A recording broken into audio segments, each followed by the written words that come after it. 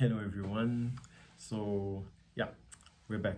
In the last video, I was reading the $1 Trillion Coach, the book about being Bill Campbell.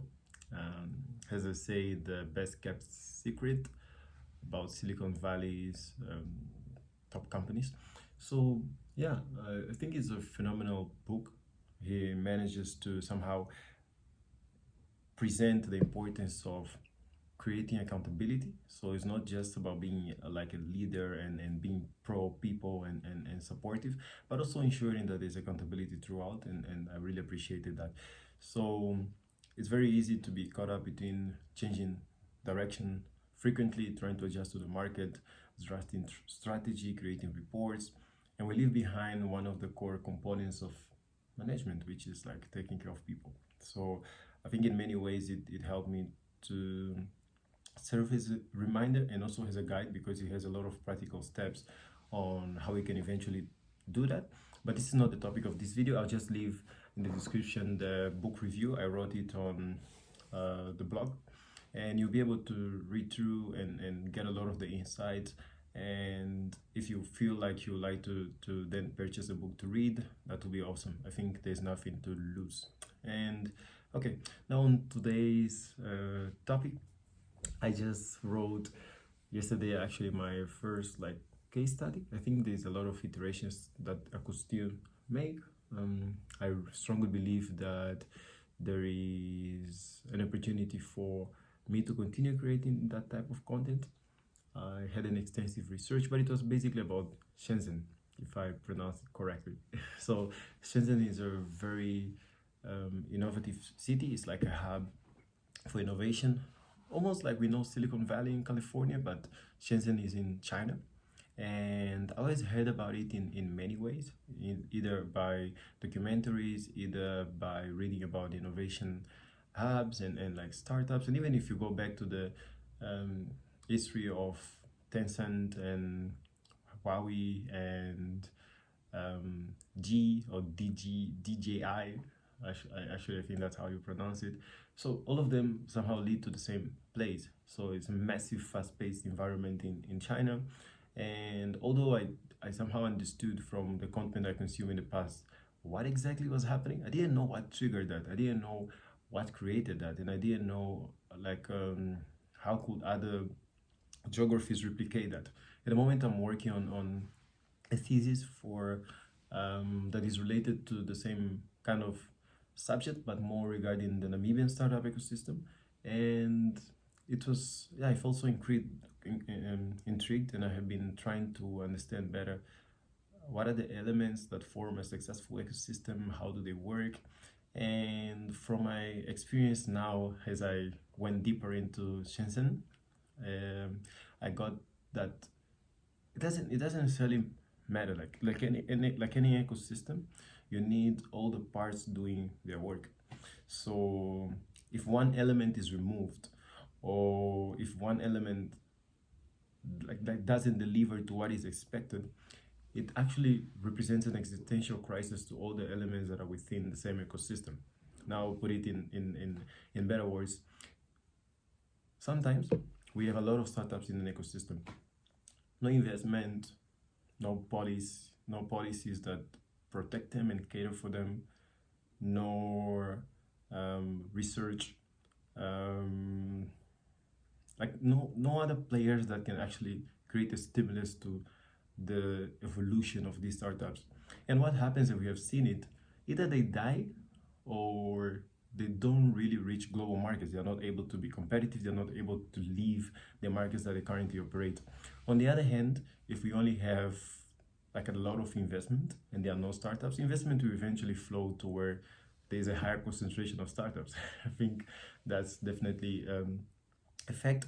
And on the other hand, if you have the investment and you have the startup, but you don't have like consistent and high quality entrepreneurial education or involvement within the academia and like training institutions on it, you have startups that are also not necessarily with the caliber that is necessary to use the investment most efficiently and take it out of the country.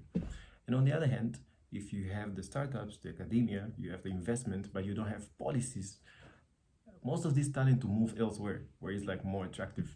So Shenzhen managed to somehow bring all these components together.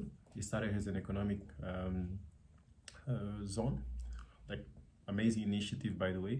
You'll be able to read also through the case study, give me your feedback. But they managed to pull it all together, and it started with the government, because a lot of the times it creates a culture where everyone is blaming one another. like like governments in different countries will be saying that the youth is just waiting for government to create jobs. They're not necessarily innovating, they're not bringing anything to the table. And the youth is like, come on, like if I innovate, if I bring something to the table, what are actually the incentives? Like, who invest in my startups? Like, where can I get educated? Where can I get funding? And your policies don't even care for the type of businesses I'm currently busy creating. So on the other hand, you have young people, or not limited to that, blaming their governments for the lack of opportunities. You have governments blaming young people for the lack of initiative, and you have governments blaming investors that they're actually not coming to invest in young people, but investors are like, come on, like, what do I invest in? And you also have then other ecosystem players like incubators and accelerators that eventually die because there's just no market. So it's important that there's a balance and equilibrium between all those players. And it becomes a chicken and an egg situation where now everyone is like the bystander effect, if I'm not mistaken, where everyone is waiting for someone to take action. So the government keeps on blaming perhaps young people, like, can you take action? Can you do something? Young people also blaming the government. They're like, can you create like a fertile ground for me to throw my seeds in my ideas and like spur my creativity? And then you have investors saying like, look, you guys have nothing for me to invest in. You have incubators and accelerators that actually do a lot of the work trying to initiate like the movement and create some momentum. But eventually, if it's not really supported, it will just die. And Shenzhen, the beautiful thing about it was that it was all led by the government. So it was like back into the 1978, 1980s.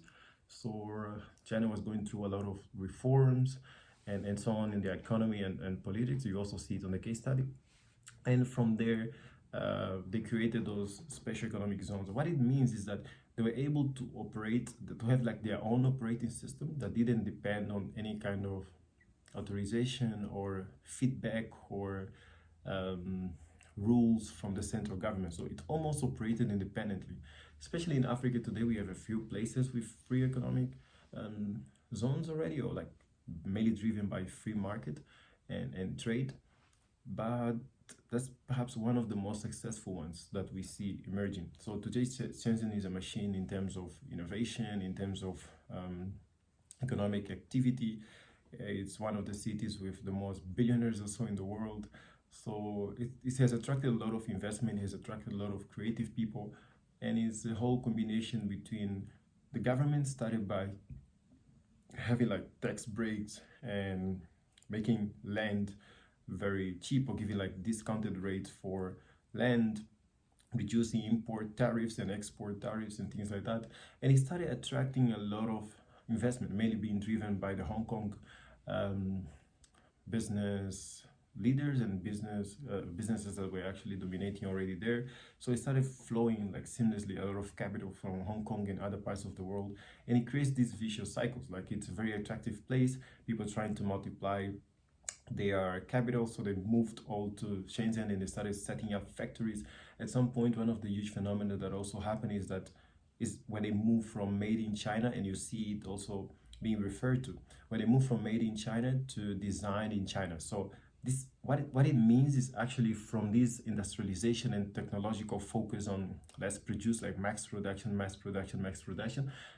they at some point had to step back and they changed their vision a little bit. So there was a paradigm shift where they said, can we also start like designing our things internally? I think it's okay if we are at a point where a lot of the work is outsourced by some of the largest companies in the world, but can we also start designing things internally? And in order to achieve that, of course, universities have to be involved.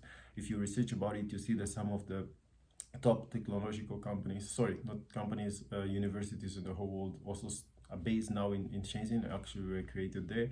So they started bringing academia in, they started bringing startups in, and including startups in the industrial cycle. So that's where they achieved innovation, and they managed to move from simply like a manufacturing place, like a made in China place, to design in China, where they were able to still ship out products of high quality that we're able to sell the entire world. And and that's it. So I think you really enjoy it. I don't want to give too much so that you can actually read and give feedback. Of course, there'll be better versions of the same case study, but I'm really glad and I feel inspired. So at the end of the day, my goal was not necessarily just to share the story of Shenzhen for motivational purposes, but I see it's mainly like a call to action. It's a call to action to other markets. It's a call to action to decision makers. It's a call to action to entrepreneurs, to investors. That is actually a lot of opportunity right there. There's a lot of work out there, but we have to work together. So it was interesting. I learned a lot, and the main reason is that I shared is that I really hope and expect that you learn too. So that's it for this video. Again, the link will be below for you to check out the case study, and see you in the next one.